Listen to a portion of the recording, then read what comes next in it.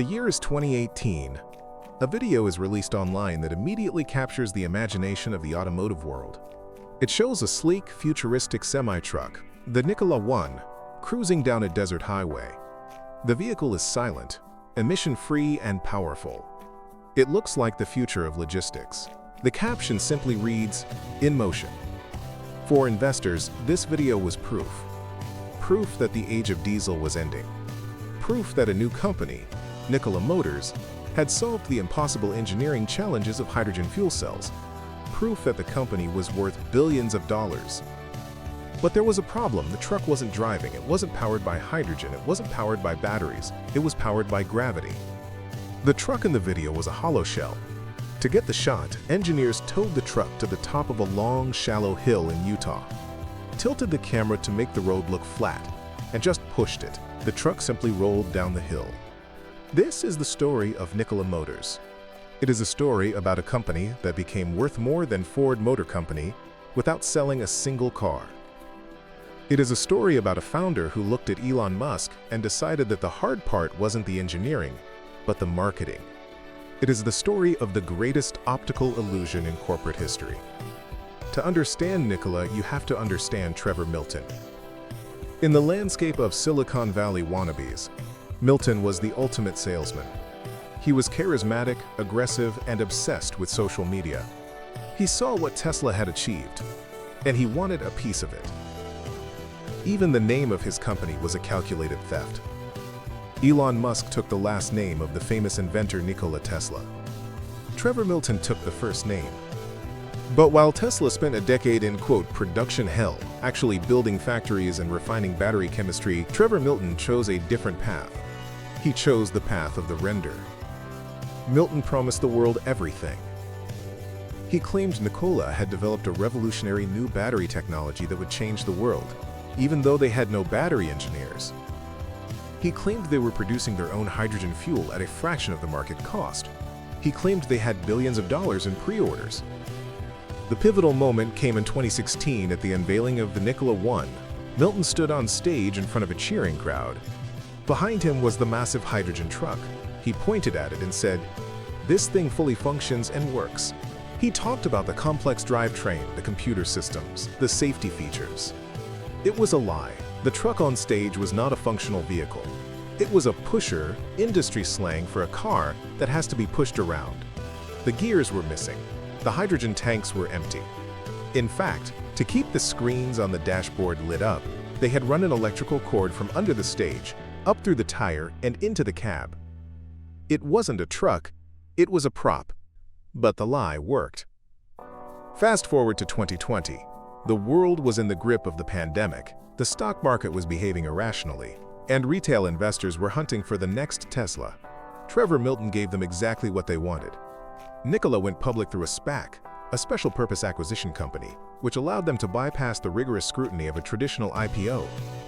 Almost overnight, Nikola's stock exploded. At its peak, this company, which had zero revenue and no mass-produced product, was valued at over $30 billion. It was worth more than Ford, a company that has been building cars for a century.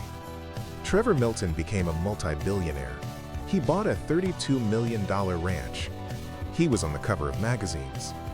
The hype was so intoxicating that even the giants of the industry got fooled. General Motors, one of the biggest car manufacturers in the world, announced a $2 billion partnership with Nikola. It was a massive validation. If GM trusts them, surely the technology is real. But the partnership with GM was actually a red flag if you looked closely. The deal essentially said that GM would build the trucks for Nikola, using GM's batteries and GM's fuel cells.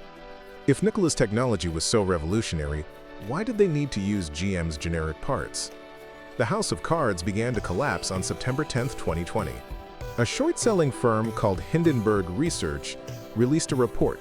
The title was devastatingly simple: Nikola, How to Parlay an Ocean of Lies into a Partnership with the Largest Auto OEM in America. Hindenburg didn't just call Nikola overvalued, they called it a massive fraud. They revealed the truth about the hill in Utah. They interviewed former employees who described a culture of deception. They showed that the, quote, proprietary inverters Milton claimed to design were actually bought off the shelf from another company. with the labels taped over to hide the brand name. Trevor Milton's reaction was exactly what you would expect from a man caught in a lie. He went on the offensive, he posted furious videos on Instagram, he threatened lawsuits, he claimed he had folders full of evidence that would disprove the haters, but he never showed the evidence. The rolling down the hill revelation became a global joke. It perfectly encapsulated the absurdity of the modern tech bubble. Here was a $30 billion company whose primary technological achievement was understanding that things go down when you drop them. Within days, the unraveling accelerated. The SEC launched an investigation. The Department of Justice got involved. General Motors quietly backed out of the deal. The stock price, which had been the darling of Wall Street, began a freefall that wiped out billions of dollars of investor wealth. Trevor Milton resigned in disgrace, but the story didn't end there. In October 2022, a federal jury found him guilty of securities fraud and wire fraud. The prosecutors argued that Milton had lied about nearly every aspect of the business to pump up the stock price.